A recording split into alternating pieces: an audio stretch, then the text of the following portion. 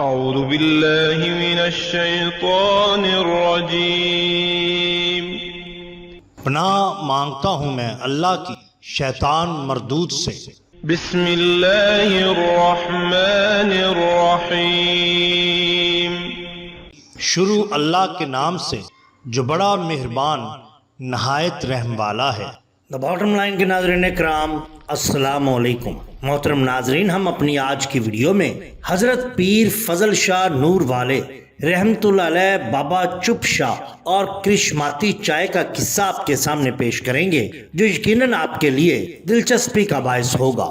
رات انتہائی تاریک تھی، لیکن میرے قلب و روح کو مرشد کے خیال نے بکائے نور بنا رکھا تھا۔ ذہن میں مخدومانہ کی پاک زندگی کے حالات و واقعات ترتیب کے ساتھ نظروں کے سامنے ابھرنے لگے۔ 19ویں صدی کا آخری اشرا ہوگا۔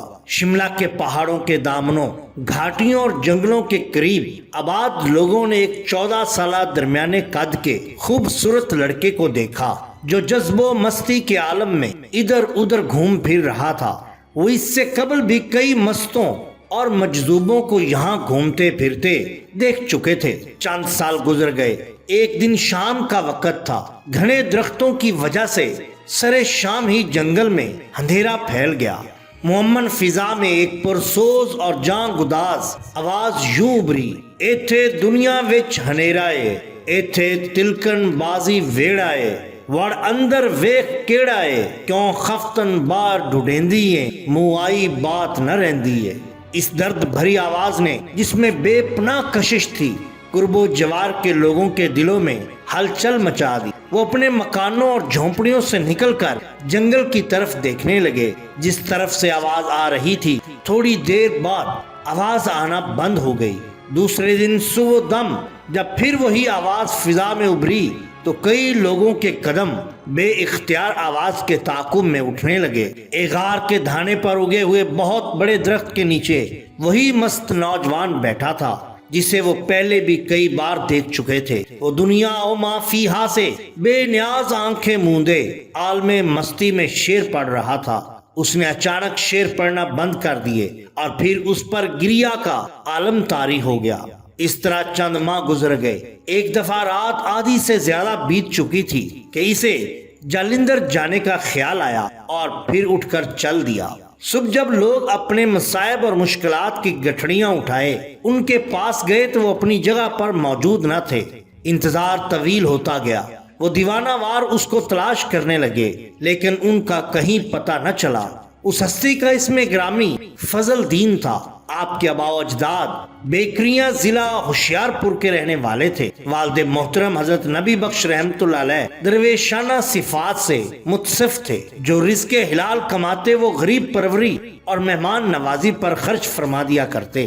اس طرح والدہ ماجدہ حضرت عمر بی بی بھی ولیوں کی صفات کی حامل تھی۔ بچپن سے ہی دسترخوان پر محلے کے بچوں کو ساتھ بٹھا کر کھانا کھلاتی اور غربا و مساکین کا بے حد خیال رکھتی۔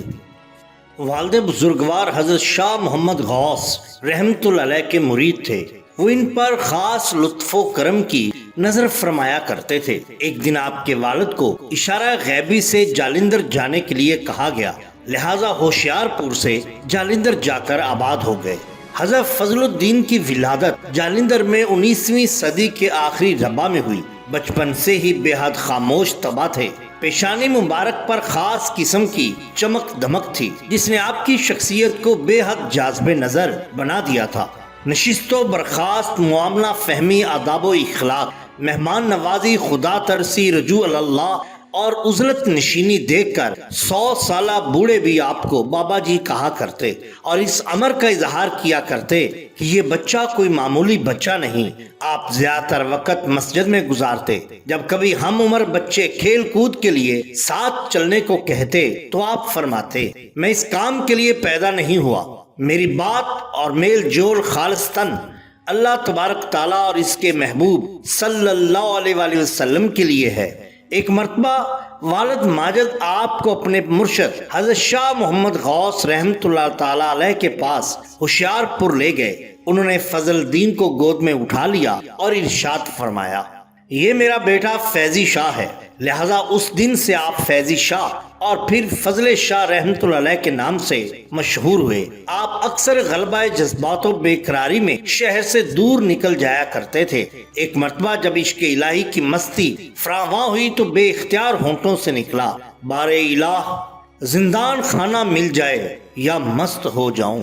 دعا بارگاہ سمدیت میں قبول ہوئی۔ اس دن کے بعد جذب و مستی میں طغیانی آتی گئی۔ 13 سال کے ہوئے تو ویرانوں، بیابانوں اور جنگلوں کی طرف نکل جاتے، جہاں کئی دن بغیر کھائے پیے بسر کر دیتے۔ 14 سال کی عمر میں ایک دن آپ نے تسبیح، لوٹا اور چھتری لی اور گھر سے نکل گئے۔ 12 سال شملہ کے پہاڑوں کے جنگلات میں گزارنے کے بعد واپس جالندھر روانہ ہوئے تو کوئی غیر مرئی قوت اور جذبہ آپ کے ساتھ تھا۔ پاکستان کے وجود میں آنے سے قبل آپ ماموں کانجن کے قریب بستی نورپور اور دوسرے گاؤں میں تشریف لے جایا کرتے۔ نومبر سن 1947 کے آخر میں ہجرت فرما کر ماموں کانجن میں ورود مسعود فرمایا اور گم کردہ راہ لوگوں کو اللہ اور اس کے رسول صلی اللہ علیہ وسلم کا سچا سیدھا راستہ دکھانے اور رشد و ہدایت کے چراغ روشن فرمانے لگے۔ لاہور میں بھی آنا جانا تھا۔ 1953 میں انفینٹری روڈ لاہور پر ایک کچی جھونپڑی میں منتقل ہو گئے اور طالبان حق کی رہنمائی اور طالبان دنیا کو لہو لب سے بچانے کے لیے راستہ دکھانے لگے۔ نماز تہجد سے لے کر نماز عشاء تک عبادت، ریاضت اور خدمت خلق میں مصروف رہتے۔ بیان کیا جاتا ہے کہ ایک بار آپ مریدین کے ہمراہ مسجد میں تشریف فرما تھے، اتنے میں ایک اجنبی آیا اور سخت لہجے میں بولا، آپ بڑے بزرگ بنے ہوئے ہیں، بتائیے تو صحیح کہ میری مٹھی میں کیا ہے، اور اپنی مٹھی آپ کے سامنے کر دی۔ آپ نے خادم کو اس کے لیے چائے لانے کو کہا اور خندہ پیشانی سے اسے اپنے پاس بیٹھنے کو کہا۔ کہنے لگا، مجھے چائے کی حاجت نہیں، آپ بس یہ بتائیے کہ میری مٹھی میں کیا ہے۔ اجنبی نے پھر اصرار کیا۔ آپ نے اسے پانی پینے کو پیش کیا۔ پانی اس شخص نے پی لیا تو اطمینان ہوا کہ آنے والے کی توجہ تو ہو گئی، اور پھر شفقت سے فرمایا، بیٹا بزرگوں کا امتحان نہیں لینا چاہیے، اگر وہ امتحان میں پورے اتر آئیں تو امتحان لینے والے پر اس کا حق عائد ہو جاتا ہے، اور جب وہ اس حق کی ادائیگی میں کوتاہی کرتا ہے تو مصیبتیں اس کے گلے پڑ جاتی ہیں۔ لیکن وہ شخص بضد رہا تو آپ نے بتایا کہ اس کی مٹھی میں انگریزوں کے دور کی پرانی دونی ہے اور وہی تھی، لہذا بڑا شرمندہ ہوا۔ اب آپ نے فرمایا کہ اس پر یہ حق عائد ہوتا ہے کہ وہ ہر روز راہ خدا میں ایک دونی خیرات کیا کرے، ایسا نہیں کرے گا تو نقصان اٹھائے گا۔ جب وہ شخص اٹھ کر چلا گیا تو آپ نے اس کے حق میں دعائے خیر کی کہ اللہ تعالیٰ اسے حق کی ادائیگی کی توفیق دے۔ اسی طرح بیان کیا جاتا ہے کہ ایک دن جھونپڑی میں تشریف فرما تھے کہ 5-7 افراد زیارت کے لیے آئے۔ خادم کو چائے لانے کے لیے کہا، تھوڑی دیر گزر گئی تو باہر تشریف لے گئے اور چائے نہ لانے کی وجہ پوچھی۔ خادم نے کہا، حضور چائے کی پتی، چینی اور دودھ کچھ بھی تو نہیں ہے۔ فرمایا، تیری نظر ان اشیاء پر پڑی ہے جو نہیں ہے، وہ چیزیں کیوں نہ تمہیں نظر آئیں جو موجود ہیں۔ خادم حیران ہوا۔ آپ نے فرمایا، دیکھو تیرے پاس پانی، آگ اور برتن ہے، تم برتن میں پانی ڈال کر آگ پر رکھو۔ جس علیم و مطلق نے مہمان بھیجے ہیں تو ان کے لیے چائے کا بھی بندوبست فرما دے گا۔ یہ کہہ کر آپ واپس تشریف لے گئے۔ چند منٹ ہی گزرے کہ سڑک کی جانب کے دروازے سے ایک شخص اندر داخل ہوا۔ اس کے ہاتھ میں دودھ کی 2 بڑی بالٹیاں تھیں۔ آ کر عرض کرنے لگا کہ حضور میں نے بھینس خریدی تھی اور نیت کی تھی کہ جب پہلی بار اس کو دوہوں گا تو اس کا دودھ کسی بزرگ کی نظر کروں گا، اسے قبول فرمائیے۔ آپ نے دودھ لے کر خادم کے حوالہ کر دیا اور دعائے خیر دی۔ تھوڑی دیر بعد گلی کی جانب ایک اور دروازے سے ایک مرید اندر داخل ہوا۔ اس نے سر پر گٹھڑی اٹھا رکھی تھی۔ کہنے لگا، حضور باوضو ہو کر دیسی چینی بنائی ہے، ولایتی کو بھی مات دیتی ہے، حضور قبول فرمائیے۔ یہ کہہ کر اس نے چینی کے ہمراہ 10 روپے بھی نظر کیے۔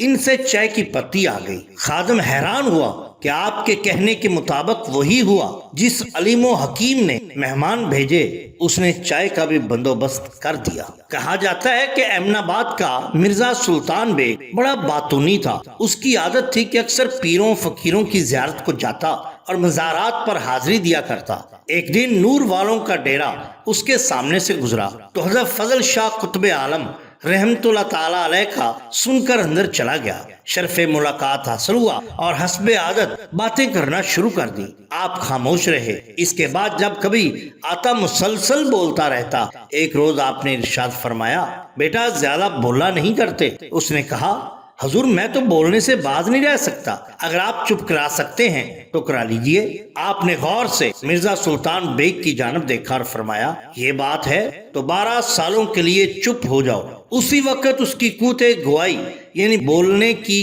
कुव्वत सलब हो गई। उस दिन से उसका नाम चुप शाह पड़ गया। नवंबर सन 1978 को जब 12 साल हुए तो एक दिन हजरत बाबा फरीदुद्दीन मसूद गंज शक्कर रहमतुल्लाह अलैह के मिज़ार पर बैठा। एक दरवेश इसके बाईं जानब आकर बैठ गया और बोला, बोलते क्यों नहीं? वो चुप रहा। दरवेश ने फिर पूछा और कहा, पढ़ो बिस्मिल्लाह। वो फिर खामोश रहा। 3 मरतबा ऐसा हुआ। फिर दरवेश ने इसे दिल में इसके पीछे 1 मरतबा बिस्मिल्लाह और 1 मरतबा सूरा फातिहा और 3 मरतबा सूरा इखलास पढ़ने को कहा। दरवेश कदरे बुलंद आवाज से पढ़ता रहा और मिर्जा सुल्तान बेग दिल में दोहराता रहा। जब वो पढ़ चुका तो उसकी जुबान खुल गई। दरवेश कहने लगा, अब मालूम हुआ कि जो चुप करवाते हैं वो फिर ऐसे करवाते हैं। ये शान होती है औलिया अल्लाह की। नाज़रीन इकराम, अगर आपको हमारी ये वीडियो पसंद आई हो तो लाइक कीजिए, सब्सक्राइब कीजिए हमारे चैनल द बॉटम लाइन को, ताकि हम आपके लिए और भी बेहतरीन वीडियोस ला सकें। अपने दोस्तों का, गिरदुनवा के लोगों का बहुत ख्याल रखिए। अल्लाह और अल्लाह के रसूल